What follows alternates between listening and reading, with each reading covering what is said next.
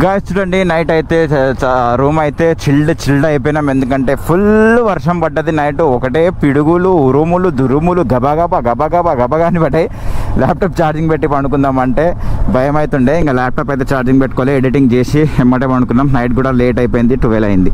అయితే లెఫ్ట్ సైడ్లో చూడండి, ఇది మొత్తం ఫారెస్టే. ఇక్కడి నుంచి అంట ఏనుగులు, మన రకరకాల జంతువులు వచ్చేదంట అప్పట్లో. ఇప్పుడు కొంచెం హెవీ ట్రాఫిక్ అవ్వడం వల్ల వస్తలేమంట. మనం ఇప్పుడు ఉన్న రూమ్లో ఆ విండోస్ నుంచి కనిపించాయంట ఏనుగులు, ఇట్లా కొన్ని జంతువులు ఏవేవో వచ్చేవంట. ఇక్కడ చూడండి, వర్షం పడి మొత్తం లోతు అయిపోయింది, లోయ లెక్క. ఈ రోడ్ కూడా పడుతుంది, ఎప్పుడో టైం దగ్గర పడ్డట్టు కొడుతుంది. ఎందుకంటే మొత్తం చూడండి ఇటు సైడ్ నుంచి, లేకుంటే అక్కడి నుంచి నీళ్ళు వాటర్ పోనీక దారి చేసిరేమో. ఇక్కడ చూడండి, సైక్లింగ్ కూడా చేస్తున్నారు, హెల్త్కి మంచిది.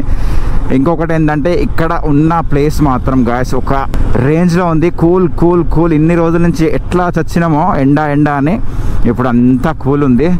ఇట్లా ఉంటే మాత్రం రైడ్ చేయడం ఇంకా మస్తు ఎంజాయ్.